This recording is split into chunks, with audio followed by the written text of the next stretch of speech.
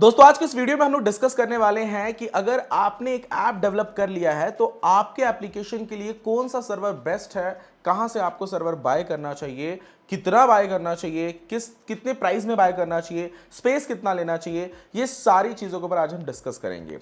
वैसे अगर अभी तक आपने मेरे चैनल को सब्सक्राइब नहीं किया है, अभी वीडियो को पॉज करिए और पहले चैनल को सब्सक्राइब कर लीजिए, क्योंकि मेरे ज़्यादातर व्यूवर्स ने अभी तक मेरे चैनल को सब्सक्राइब नहीं किया है।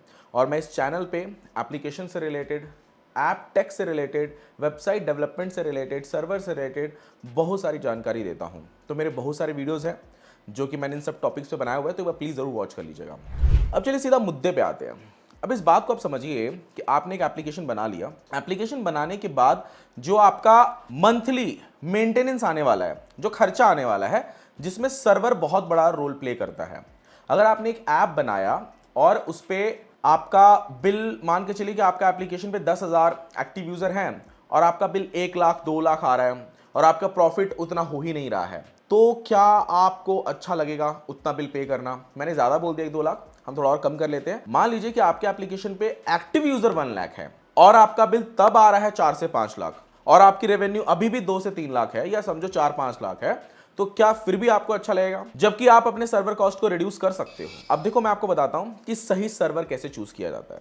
सबसे पहले आप ये समझो कि आखिर सर्वर होता क्या है। ठीक है, सर्वर, होस्टिंग, वीपीएस, ये जब आप सुनते हो, जब कोई डेवलपमेंट कंपनी आपको बोलती होगी कि होस्टिंग बाय कर लीजिए, सर्वर बाय कर लीजिए, आखिर ये क्या होता है? देखो दोस्तों, होस्टिंग का मतलब जहां पे आपकी वेबसाइट को होस्ट किया जा रहा है, और इसमें शेयर्ड होस्टिंग बहुत ज्यादा पॉपुलर है। ठीक है, सर्वर का पार्ट है होस्टिंग, ठीक है, शेयर्ड होस्टिंग वगैरह। ठीक है, अब शेयर्ड होस्टिंग में क्या होता है, जो थर्ड पार्टी वेबसाइट आपको प्रोवाइड कर रही होती है, मतलब उस एक पर्टिकुलर सर्वर पे 3-4 वेबसाइट को होस्ट किया गया। अब इसमें क्लाउड सर्वर भी आते हैं, वीपीएस सर्वर भी आते हैं, डेडिकेटेड सर्वर भी आता है। आपको कौन सा चूज करना चाहिए, मैं सजेस्ट करता हूं, चूज करने के पहले आपको यह भी ध्यान रखना है कि बिल के साथ साथ आपका सिक्योरिटी भी मेंटेन रहे। और आपको ऐसा भी करना है कि जब आप प्रमोशन कर रहे हो तो प्रमोशन के दौरान जब आपके यूजर बढ़े तो आपके सर्वर पे ज्यादा इफेक्ट ना पड़े। इन सब चीजों का भी ध्यान रखा जाता है।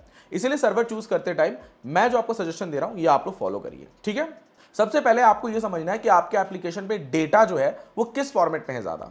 अब एग्जांपल के तौर पे अगर आप एक ई कॉमर्स एप्लीकेशन है जहां पे आपका ज्यादातर डेटा इमेज फॉर्मेट और टेक्स्ट फॉर्मेट में है, जो आप यूजर का डेटा ले रहे हो, जो इनपुट करवा रहे हो, वो भी हार्डली टेक्स्ट फॉर्मेट में होने वाला है। तो यहां पे मैं आपको सजेस्ट करूंगा कि शुरुआती दौर में, क्योंकि आपको भी नहीं पता है कि आप उसको किस लेवल पे लेके जाओगे, तो मैं आपको सजेस्ट करूंगा वीपीएस क्लाउड सर्वर लो, जहां पे आपका मंथली खर्चा हार्डली 2 से 3 हजार रुपए आएगा।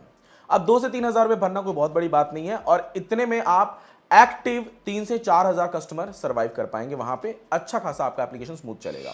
अच्छा, सर्वर बहुत मैटर करता है आपके वेबसाइट, आपके एप्लीकेशन के स्मूथनेस पे। बड़ी बड़ी वेबसाइट्स यूजर एक्सपीरियंस खराब ना हो जाए, वो अच्छा खासा बिल पे करते हैं। अब जैसे मैंने आपको बताया, और कहां से खरीदना है ये मैटर नहीं करता है। मैं आपको सजेस्ट करता हूं, मेरा फेवरेट AWS, या फिर आप गूगल क्लाउड, या फिर डिजिटल ओशन, ये 3 आप, मैं प्रमोट नहीं कर रहा हूं, बट ये 3 हम लोग यूज करते हैं, आप लोग भी यूज करिए, बहुत ही बेटर है। क्लाउड सर्वर कभी भी बेटर रहता है। तो जैसे मैंने आपको बताया कि अगर आपके 2-3 हजार एक्टिव यूजर है, एक्टिव यूजर मतलब वो अप डाउन कर रहे हैं आपके एप्लीकेशन में, तो 2 से 3 हजार रुपए आपका मंथली खर्चा आएगा। ठीक है, एक अंदाजन अगर मैं आपको बताऊं, छोटा सा कैलकुलेशन, तो जितना आप कमाओगे उसका लगभग 30% आपका सर्वर में कॉस्ट आ जाता है, सर्वर एंड मेंटेनेंस में।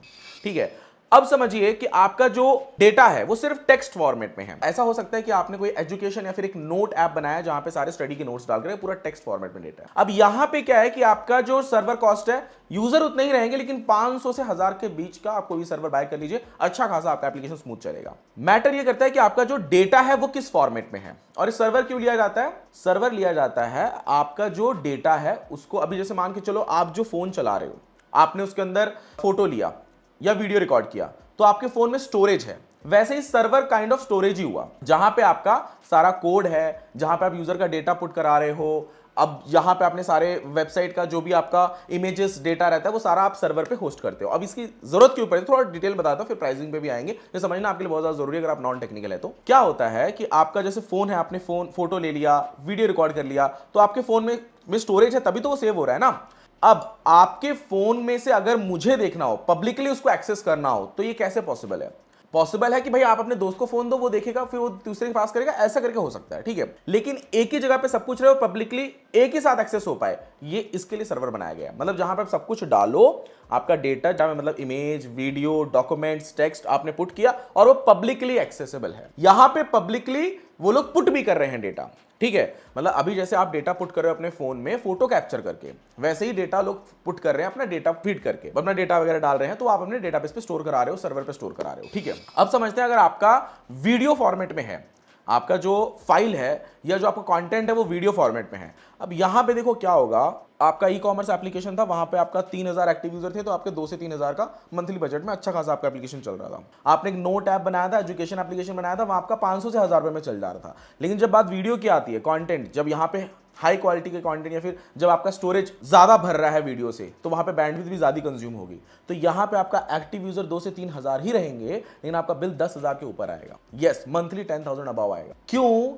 क्योंकि जो आप डॉक्यूमेंट डाल रहे हो, जब कंटेंट डाल रहे हो, उसका फाइल का जो साइज है वो बहुत ज्यादा है। जब भी कोई सिंगल यूजर उसको रीड कर रहा है तो अच्छा खासा बैंडविड्थ कंज्यूम हो रहा है।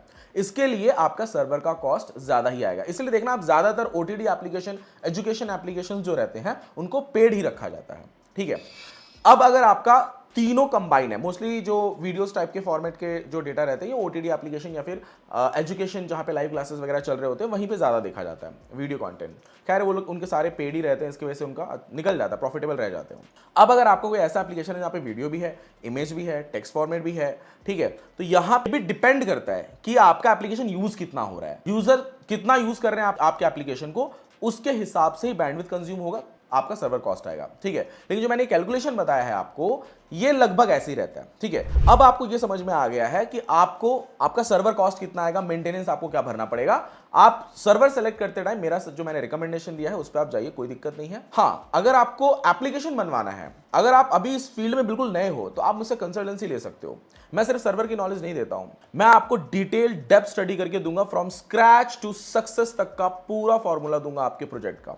मेरी कंसल्टेंसी की फीस बहुत कम है, लेकिन जो आपका एक्चुअल में डेवलपमेंट कॉस्ट आएगा उसको ये रिड्यूस करेगा। साथ में हम लोग सपोर्ट करते हैं कि आपके एप्लीकेशन में जो कमियां हैं या उसका मोनेटाइजेशन मॉडल जो होता है, जो अर्निंग का वे होता है, जैसे डेटा से आप गेम खेल सको और डेटा को यूज करके पैसा कमा सको, इन सब चीजों में हम हेल्प करते हैं हमारी कंसल्टेंसी। तो अभी आपको करना क्या है, सिर्फ कॉल करना है हमें अगर आपको हमसे कंसल्टेंसी लेनी है। अगर आपको हमसे ऐप डेवलप कराना है तो भी आप हमें कॉल कर सकते हैं, नीचे डिस्क्रिप्शन बॉक्स में कॉन्टैक्ट नंबर दिया हुआ है।